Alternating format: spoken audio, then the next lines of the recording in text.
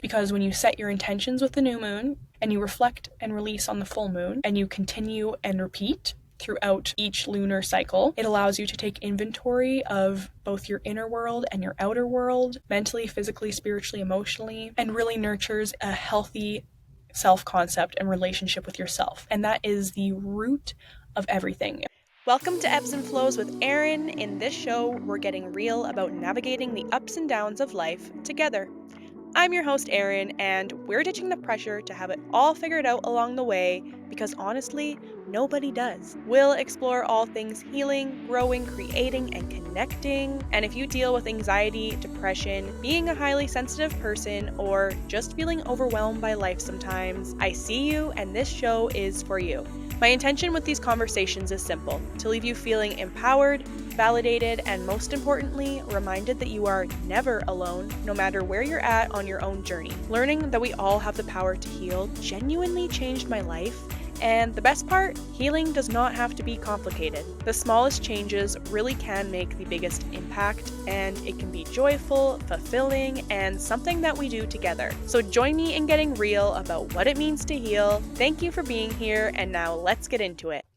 Hello, and welcome to Ebbs and Flows with Erin, or welcome back to Ebbs and Flows with Erin. Whether you are listening or watching today, I am grateful to have you here with me.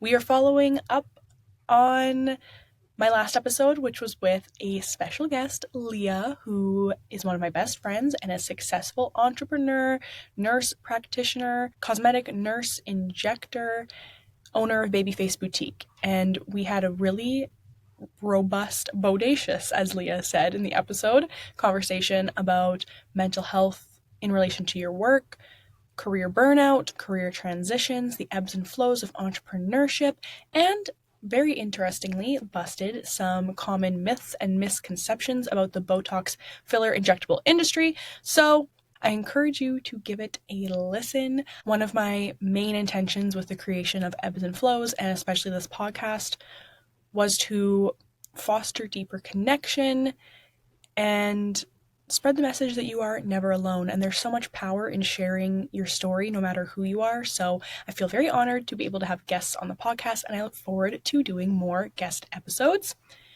So with that being said, let's get into today's topic, which is new moons versus full moons, the difference in their energy, how to work with the moon phases to support your healing, growth, alignment, and nurturing your relationship with yourself, how the moon affects the earth and us as humans, and why it is effective to work with the moon cycle. This is something I'm excited to talk about because first of all, I'm moon obsessed. I am that person who will maybe annoyingly tell you to look up at the moon on any given day. I think we are way too casual about the moon. She is a miracle. And it is fascinating that that is the same moon you looked at when you were 2 years old that you're looking at today. It's the same moon that anyone who's ever walked this planet Earth has ever looked at. And we can learn a lot from the moon. So I started working with the moon cycle about 8 years ago now. And I want to point out as we get into this episode that there is always deeper and deeper and deeper that you can go when it comes to working with the moon, any planets, anything in astrology. There's always levels to it, and you can go as deep and specific as you would like. Of course, when you look at your own birth chart, the placements of your personal planets based on the time and place that you were born in, that is going to give you the most specific information as to how you can work with the moon depending on what astrological sign it's transiting and so on and so forth. But for today's episode, we are not going to go that deep because it does not have to be that deep. It doesn't have to be complex to benefit from working with the moon cycle to support your healing, growth, alignment, and your relationship with yourself. And when I started 8 years ago, I believe I was trying to remember how exactly I started consistently working with the moon cycle, and by that I mean doing rituals on new and full moons. And I can't remember exactly what it was that got me to start. I believe it was that I've always enjoyed reading things like quotes, inspirational, motivational quotes, self-development, mystical things. And I remember starting to follow this account on Instagram. You probably are aware of it, maybe. It's called Moon Omens, and I believe it's when I started following them and reading their daily messages, and then naturally seeing more of their content they share about the new and the full moons. And I signed up for their newsletter, and they do live meditations on YouTube on the new and full moons, and I started showing up for those, and then I started diving deeper into my own research about it, and I started journaling using prompts specific to the energy of the new or full moon, depending what moon it was. And I've found following the moon cycle to bring deeper introspection, more self-awareness, and accountability to stay consistent with taking inventory of your life, your inner world, your outer world, by doing these rituals, these check-ins with yourself in correspondence to the energy of the moon.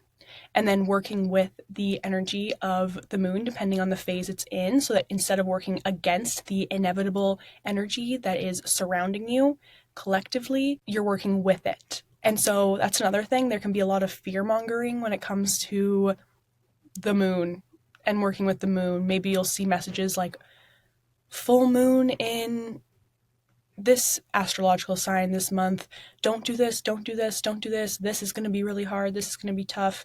Blah, blah, blah. I don't really love that. I don't think you ever need to be afraid based on what's going on astrologically, planetarily. I believe that awareness and intention is the key to this, and you are always the driver of your life. So just because the moon is transiting a certain degree or a certain sign does not mean that your life is going to fall apart or that bad things are going to happen. There might be a little more chaotic energy, maybe some extra stimulation, some heightened energy. And just being aware of that will allow you to work with that energy, and you don't need to be afraid, is basically what I'm trying to say. I do not co-sign on any form of fear-mongering when it comes to astrology in general and the moon. So on that note, let's get into it. Let's start off with the basics.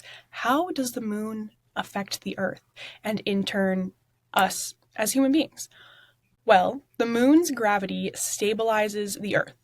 So if we were to suddenly lose the moon no longer existed, the Earth would be much more wobbly, unstable than it is with the moon. The moon's gravity is helping to stabilize the Earth, and the moon's gravity, the gravitational pull of the moon, controls the tides on Earth. So it controls the tides of the ocean, the water on Earth.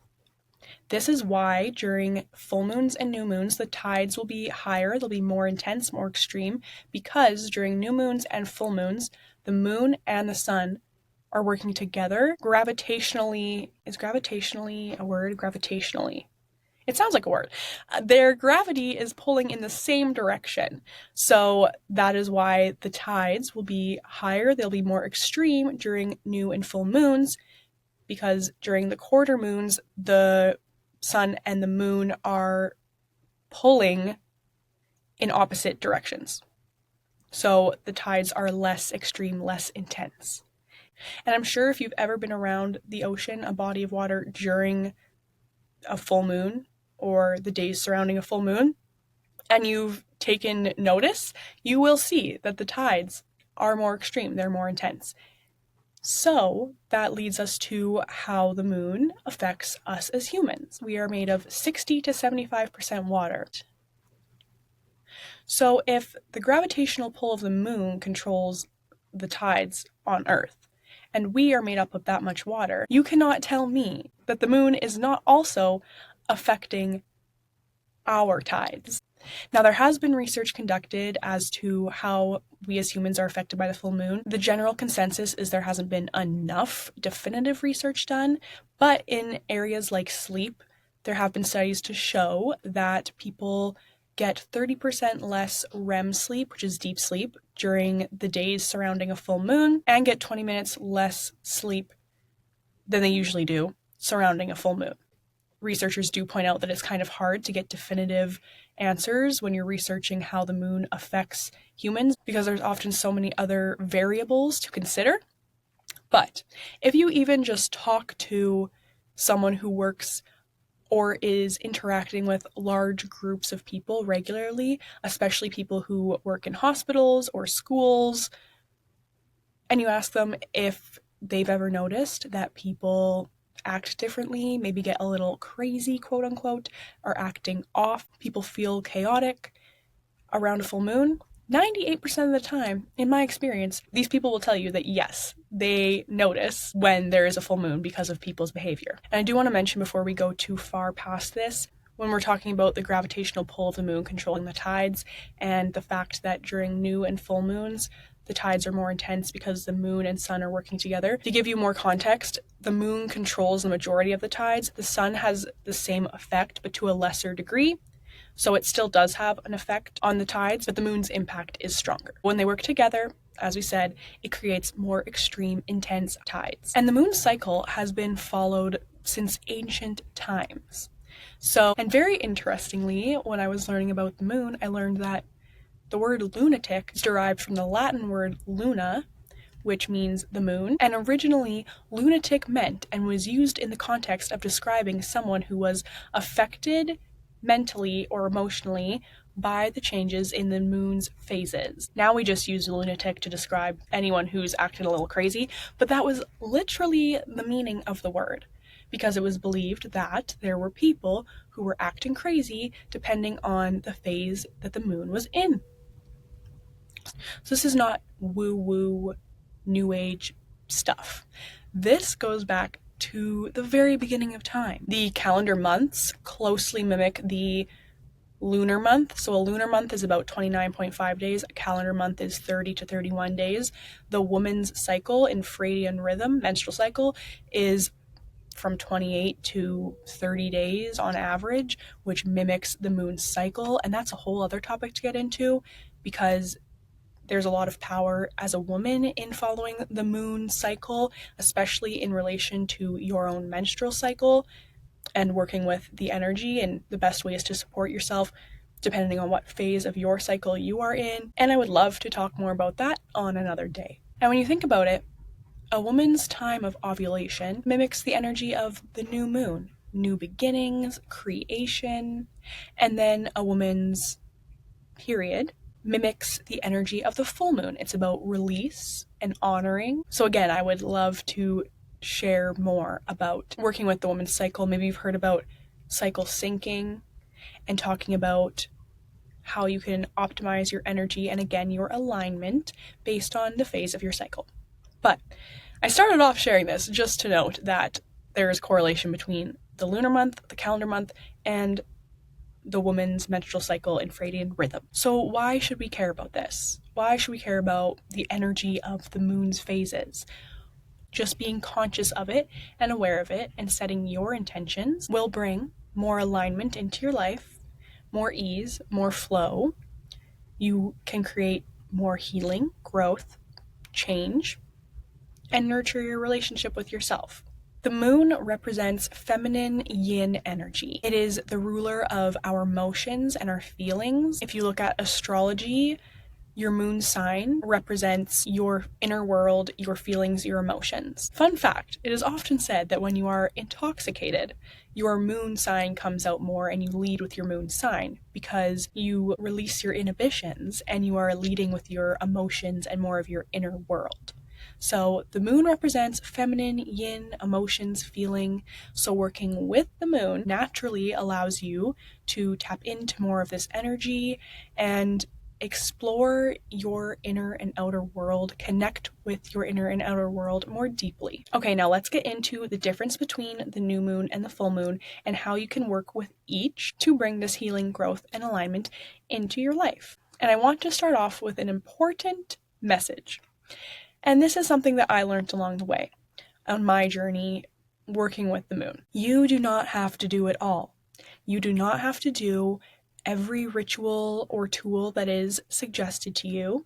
You don't have to know everything about what's going on with the moon or going on in astrology.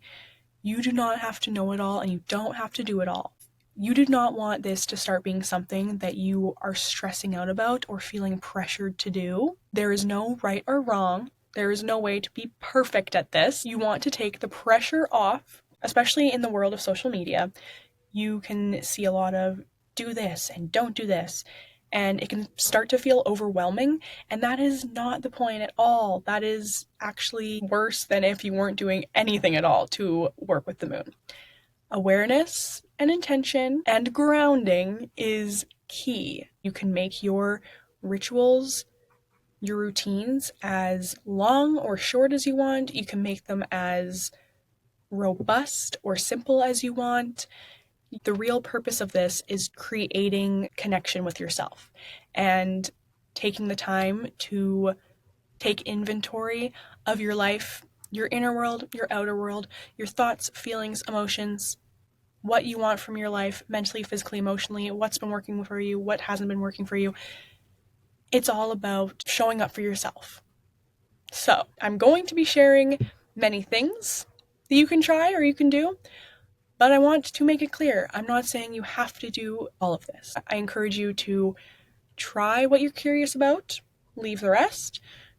Try whatever feels right to you. Listen to your intuition. Maybe it's something that I don't even mention in this episode. I'm sharing what has worked for me in hopes that it can be valuable to someone else, but there is no right or wrong way of doing this.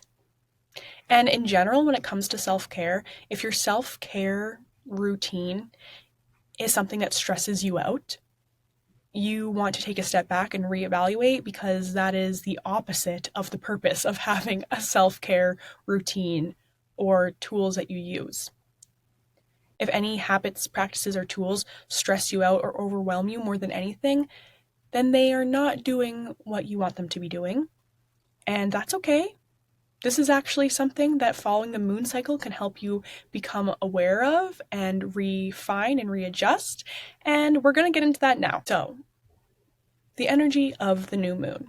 First of all, the new moon marks the beginning of the lunar month. And in the sky, during this time, the moon is between the earth and the sun. So we on earth are seeing the shadow side of the moon. Therefore, we are not seeing the moon at all. It is not visible in the sky. It is in darkness. So the theme of this energy is new beginnings, dreaming, creating. So how can you work with this energy? Well, number one, setting intentions, reflecting and asking yourself, what is it that you desire to call into your life, to bring into your life, to create, to manifest in your life? And then setting intentions that reflect that and that align with what it is that you want to manifest or call into your life. Whether these are material things, whether it's a mindset, whether it is something to do with your physical health, your wealth, your creativity, your job, your love life, your home life, whatever it may be. And the key with setting intentions is that you want to try and use positive language. Avoid negative things like, I will not do this, or I am not doing this, I am going to stop doing this, and lean more into I statements. I am statements. I am open to statements. I claim statements. You are writing your intentions in present tense. So, for example, if you have an intention to allow yourself more time to rest and relax, you might write an intention like, I rest and relax to receive, instead of something like, I will not keep myself so busy, or I will not overwhelm my schedule. It is in the present tense of what you want to be doing, not what you want to stop doing. I hope that makes sense. So another tool that can be helpful to work with this new moon energy is manifestation rituals. There are a number of manifestation practices, rituals that you can utilize at this time. You can go again as deep or complex as you would like, or it can be simple. For myself, I like to journal, and for manifestation journaling, I will do something called future self scripting. So it is simply writing a journal entry in the present tense as if you are living the life that you desire, as if you are living your wish fulfilled. If you are familiar with Neville Goddard and his practice of the law of assumption, he talks about living in the wish fulfilled. So this is the basis that future self-scripting works with, that you are writing out a journal entry as if you are already living in your wish fulfilled. You're living the reality of the intentions as if the intentions that you've set for what you want to call into your life are already your reality. For manifestation as well, you can do a visualization practice. Meditation is another tool that can help with manifestation, and it's a tool that you can use during the new moon and the full moon, but the type or the theme of your meditation will be different depending on the moon. So during a new moon, your meditation theme will want to focus on things like abundance, grounding, visualizing and focusing on creating your dreams, your goals, your desires, and building that inner confidence and inner knowing that you are worthy of the things that you desire, and tapping into the feeling of having those desires and those intentions being your reality, or bringing your body and your energy into balance. When we talk about the full moon soon here, I will talk about what your full moon meditation theme will want to focus on. And on that note, I have started releasing meditations on podcast platforms and YouTube for the new moon and the full moon. I just started this past new moon. I released one. I'm going to be releasing one, or by the time this is out, I released one for this full moon on Monday, because actually when this episode comes out, it'll be a full moon. So happy full moon. So I hope you guys enjoy those. I'm enjoying creating them. I learned so much from taking my meditation teacher certification over the past year, and it feels aligned to be offering meditations on the new and full moons. And before we move on from manifestation, I want to note something that is very, very important. And that is, manifestation is not a passive activity. Again, of course, in the world of social media especially, there's so much information coming at us about manifestation. And the thing is, yes, the power of the spoken and written word is immense. It's very powerful in itself. But manifestation does not work by only writing down what you want to come to life, or only using affirmations and setting your intentions. You have to take action to allow your manifestations to come to life. Because if you're not taking action, you are not showing the universe that you are ready for your manifestations to come into your reality and to come to life. The universe is always co-conspiring in your favor. You are always in collaboration with the universe, but it is a form of spiritual entitlement to believe that the universe is just going to make everything happen for you because you have written it down or you've spoken it out loud. Yes, that is powerful, but you have to take action. I like to call it, and I didn't come up with this, but I don't remember where I first heard it, inspired action. So taking consistent inspired action. And I can say all of this because I lived as someone who did not take action or inspired action for a long time when I was first working with the moon cycle for the first few years. And yes, there was benefit to doing my journaling and rituals, intention setting, and whatnot. But if you're not taking any action outside of that, it is not going to do what you want it to do. Or it's going to come at a much, much, much slower pace than you probably would like it to. And if you're someone who identifies as a perfectionist or a recovering perfectionist, as I do, we have The Truth About Perfectionism episode that talks all about this, and I was stuck in the shackles of perfectionism for so long, so it was lovely that I was doing my moon rituals, journaling about my dreams, my goals, my visions, my intentions, but then being stuck in the shackles of perfectionism, not ever actually taking inspired action to show the universe that I was ready for and equipped to handle my dreams and desires. And this just perpetuates feelings of self-resentment, shame, and frustration because you are aware of what you want from life, but you're not making it happen. And I say this with love because I know how it is, and it's not easy to break out of that.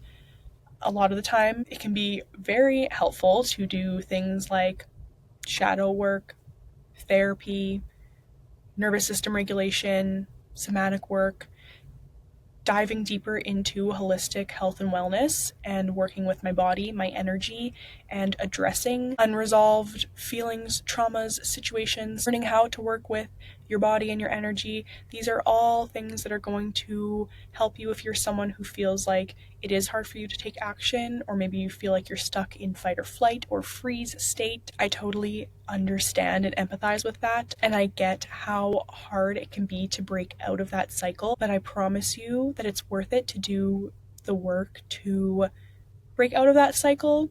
And this doesn't have to be big, huge steps and changes.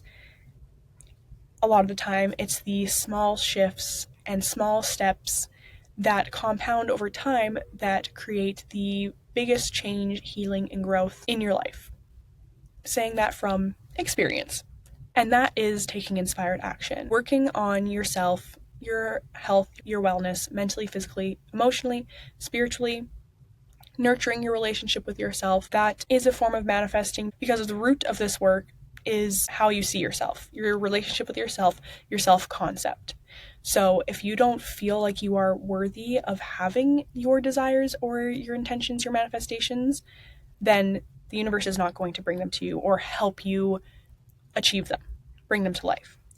So maybe that is for a whole other episode. I feel like I could go on, and that got a little bit off track. But this is related to the new moon because the new moon energy is ideal for intention setting, manifestation, and I wanted to note that it's not a passive practice. So, continuing on, and I hope I don't sound preachy.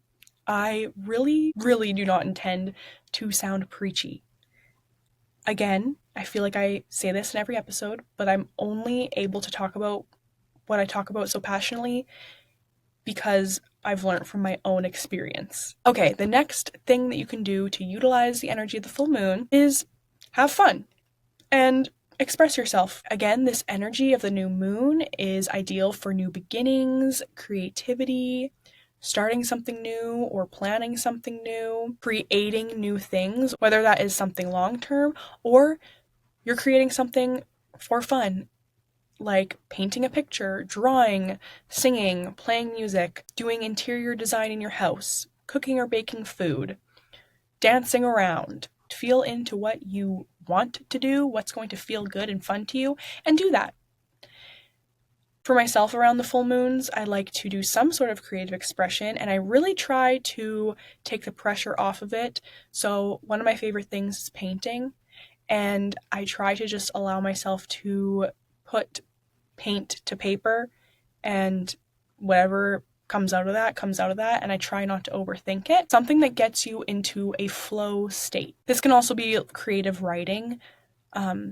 I like to write, I've always called them songs, but I've never actually put music to them, or at least like the last song I wrote, and song is a very loose term, but that I actually had put music to was when I was like 14.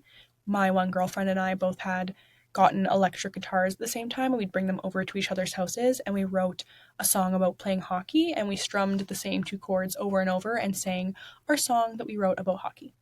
That's the last time I put music to a song. Now, I guess maybe they are potentially songs, maybe they are more so poems, but just writing creatively, let whatever is coming out just come out and write it down. Sometimes I look at the page and I'm like, what is that? What am I saying? That doesn't make any sense. And other times I look and I'm like, damn, that's good. And I've never shared any of this, and you don't have to share any of this. Creativity and creative expression is for yourself. Rick Rubin, I keep mentioning his book. I'm not done it yet, but once I'm done, I'm going to do an episode about key takeaways from his book, The Creative Act.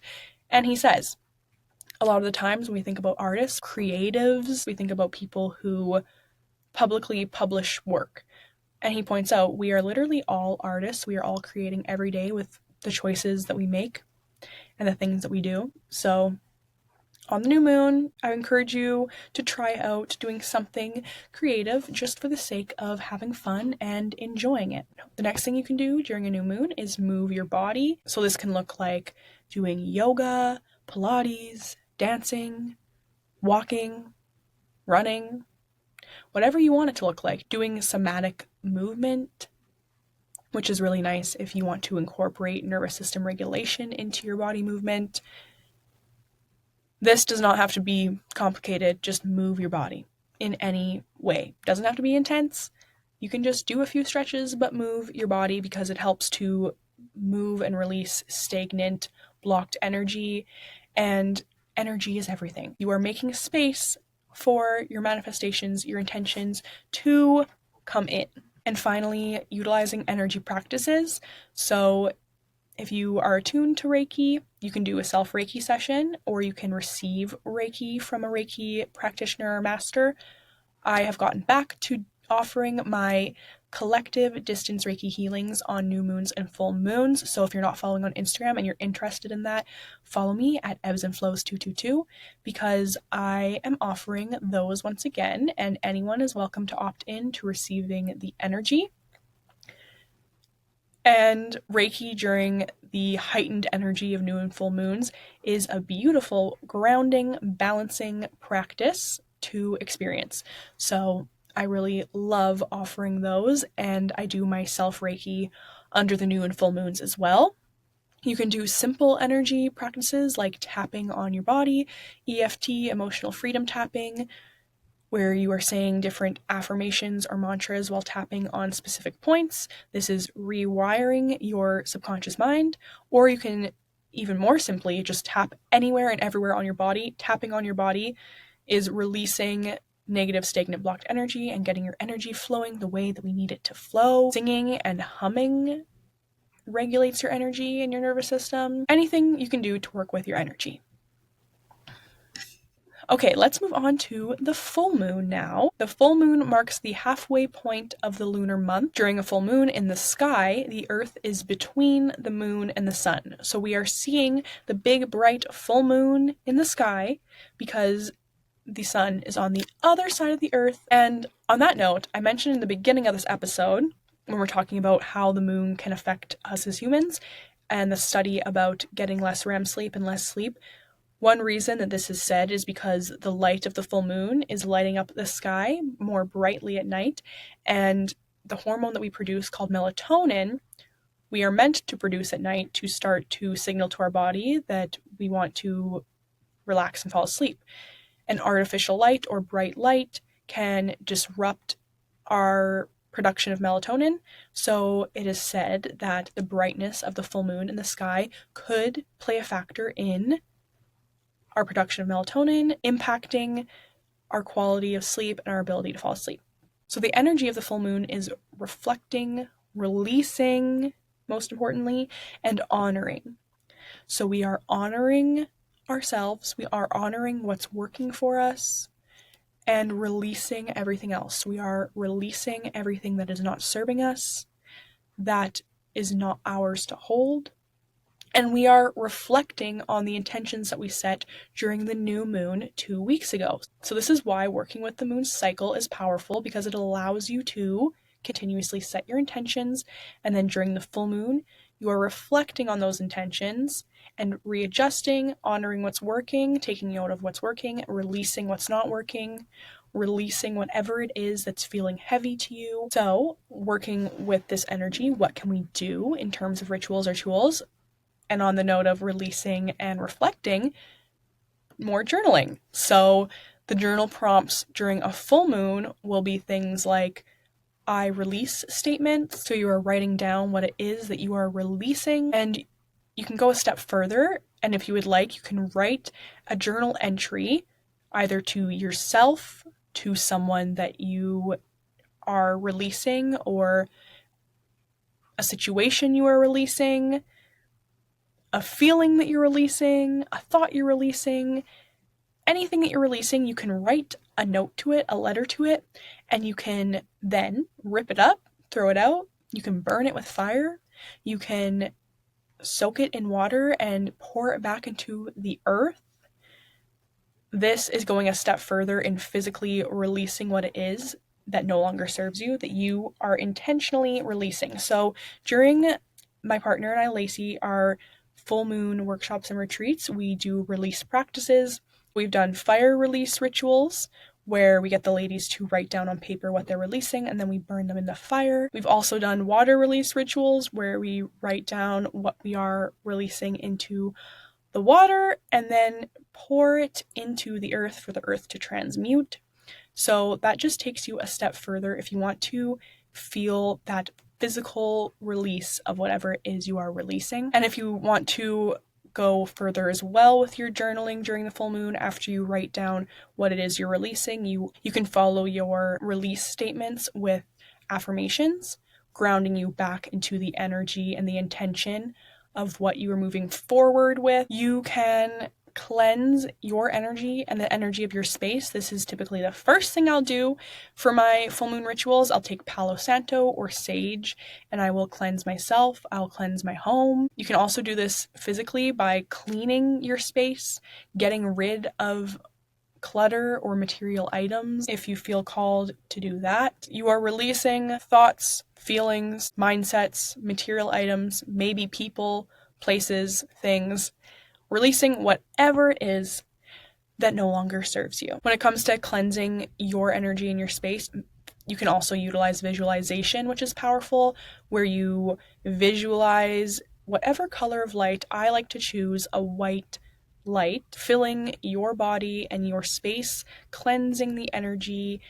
If you want to go more spiritual with it, you can call in Archangel Michael to do a cord cutting for you. You can ask him to remove the cords connecting you to the energy of any people, places, or things that are not yours to hold on to, and then do a shielding visualization where you visualize a shield that is protecting you in your own energy. Meditation, again, as I said, will be powerful as well on a full moon.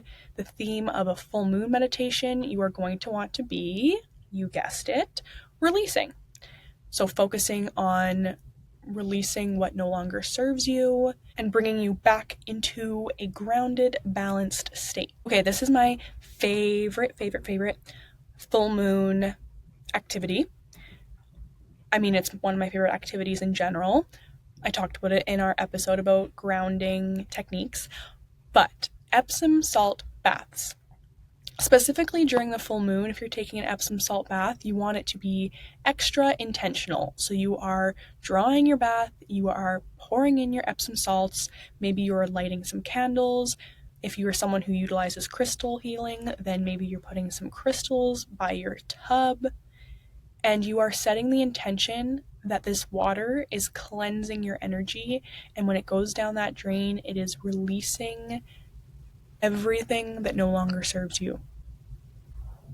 And to really optimize the energy and time of this bath, you can be playing healing frequencies, you can be saying affirmations or listening to affirmations, and most importantly, setting the intention that the water is cleansing you and releasing you of what no longer serves your energy. If you're not someone who loves a bath, you can also do a cleansing shower. Water is healing. And the Epsom salt bath goes a step further because the salts are also cleansing and grounding. Again, on a full moon, you want to move your body and you want the focus to be on stretching, releasing tension and stress, releasing negative stagnant energy. So something like a yin yoga practice will be really ideal for this time, or just simply doing some stretching in the morning, before bed, any time of day that you can fit it in. And finally, if you are someone who, again, works with crystals or crystal healing, the full moon is the ideal time to cleanse and charge your crystals. So if you are able at all to put your crystals somewhere where they will be exposed to the light of the full moon overnight, try that. I put mine out on a windowsill in my home that receives the full moon light. I also channel Reiki to cleanse them. You can cleanse them in water. And this is an ideal time for this because you are cleansing your crystals of the energy that they have absorbed and they're getting charged and renewed by the energy of the full moon. Okay, As I said, you do not have to do every single one of these things. I really want to make it clear that there is no right or wrong or perfect way of working with a moon ritual. You can do one thing, you can do 5 things, you can do different things every single time. The most important thing is the awareness and the intention. Try not to make it something that stresses you out or overwhelms you, or that you feel like you have to keep up with others and what they're doing, because that is not the point. And don't feel like you need to be afraid of what's going on astrologically at any given time. You are always in the driver's seat of your healing and growth. That is the biggest lesson I have ever learned, and one of the catalysts for me creating Ebbs and Flows in this podcast was learning that we all have innate healing abilities, and tapping into practices such as working with the moon cycle simply allow you to nurture your relationship with yourself, help you to build self-awareness and self-love, self-confidence, connect to your authentic self, heal and grow, bring your manifestations to life, and hold yourself accountable along the way. Because when you set your intentions with the new moon, and you reflect and release on the full moon, and you continue and repeat throughout each lunar cycle, it allows you to take inventory of both your inner world and your outer world, mentally, physically, spiritually, emotionally, and really nurtures a healthy self-concept and relationship with yourself. And that is the root of everything. If there was one thing you could do to help yourself experience a better life in all areas, it would be to be kinder to yourself and to prioritize yourself more and spend more time getting to know yourself and connect to yourself. Because when you can do that, every other area of your life will be positively impacted. Again, speaking from my own experience. And there's a time when I'd hear things like this and probably roll my eyes and feel bitter and resentful because it felt impossible and felt like, oh yeah, that's gonna help, or solve my problems, or whatever.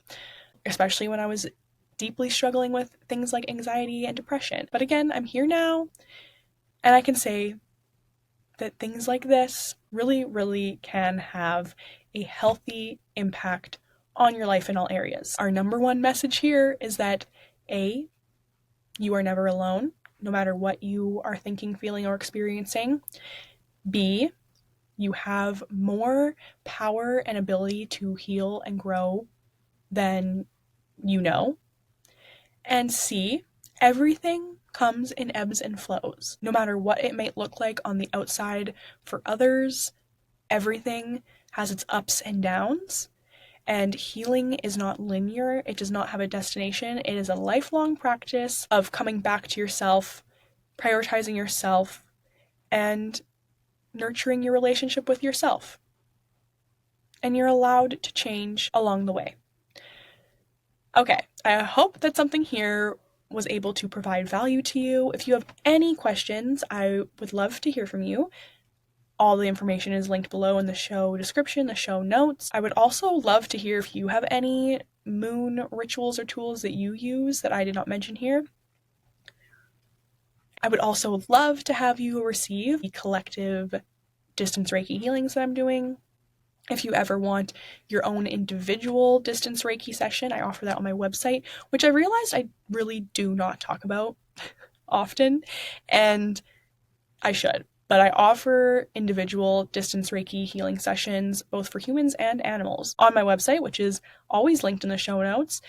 When you have an individual session, I'm able to report to you any energetic findings that may come up during our session. I can communicate them to you, and sometimes they will make sense to you and they will align, and other times they won't. But with all that being said, thank you for listening here today. My intention is that this reaches any other fellow moon lovers or people who are curious about tapping more into the moon. Everyone is welcome here, and I am so grateful for you for listening or watching. Sending a lot of love and gratitude. I will talk to you next week. Bye-bye.